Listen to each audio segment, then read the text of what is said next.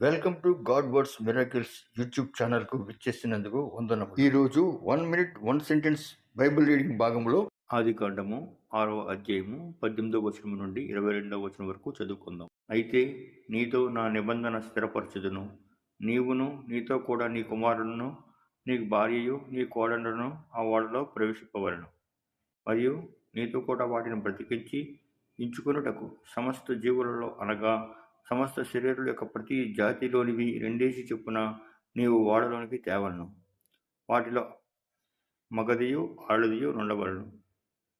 నీవు వాటిని బ్రతికించి ఎంచుకొనుటకై వాటి వాటి జాతుల ప్రకారము పక్షులలోను, వాటి వాటి జాతుల ప్రకారము జంతువులలోను, వాటి వాటి జాతుల ప్రకారము నేలను ప్రాకు వాటినన్నిటిలోనూ ప్రతి జాతిలో రెండేసి చొప్పున నీ యొద్దకు వచ్చును.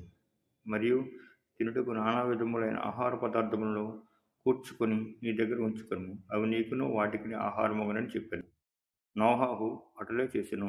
దేవుడు అతనికి ఆజ్ఞాపించిన ప్రకారము యావత్తూ చేసెను. పరిశుద్ధ వాక్యం ప్రభు ఆశీర్వదించును గాక. ఆమెన్. ఒక నిమిషంలో కొన్ని వచనములు చదువుకున్నాము. తిరిగి రేపు ఇదే సమయానికి మళ్ళీ మిగతా వచనములు చదువుకుందాం.